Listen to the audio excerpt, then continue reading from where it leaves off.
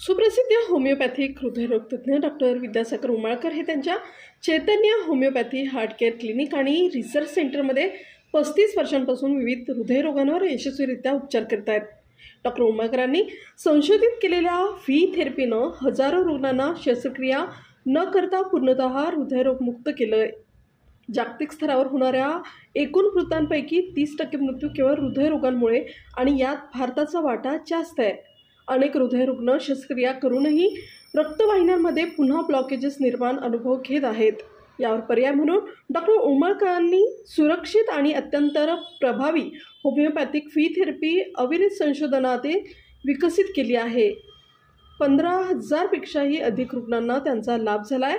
हृदयरोगांमध्ये अनेक प्रकार आहेत, त्यापैकी कार्डिओमायोपॅथी हा अत्यंत क्लिष्ट व गंभीर असा हृदयाच्या स्नायूंचा आजार आहे, जो नकळतपणे उत्तरोत्तर वाढत जातो। याचे अनेक प्रकार आहेत, पण प्रामुख्याने 3 प्रकार आढळतात।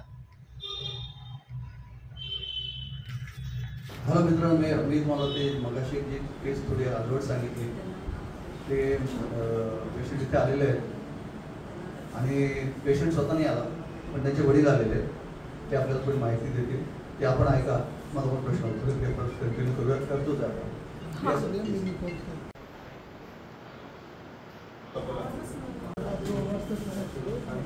नमस्कार, माझ्या मुलाला मस्क्युलर डिस्ट्रोफी आहे। 6व्या वर्षी डिटेक्ट झाली, 10 वर्षाचे असताना व्हीलचेअर बोर्ड झाला। हे मस्क्युलर डिस्ट्रोफी अशी आहे की progressively it destroys all the muscular system of the body. 2022 मध्ये जास्त 22 वर्षाचा होता, त्याचा मेजर कार्डियक प्रॉब्लेम झाला, because heart is also muscle. कार्डिओलॉजिस्टने 5 ते 6 महिने सांगितलं होते, याला काही ट्रीटमेंट नाही म्हणून सांगितलं। आम्हाला आमच्या एका ओळखीच्या डॉक्टरांकडे रेफर केलं। त्याचा LVEF 15 झालेला होता। त्यांचं औषध चालू केलं, 15 दिवसात 15चा 25 झालं। प्रत्येक महिन्याला तो ग्रॅज्युअली 5-5 वाढत गेला आणि 45ला स्टेडी झाला।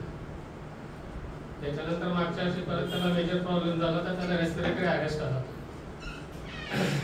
3 महिने तो हॉस्पिटलमध्ये होता। तिथेही फिजिशियनने सांगितलं की तुम्ही म्हणाल तेव्हा मी याचा व्हेंटिलेटर काढून टाकतो, याला काही होणार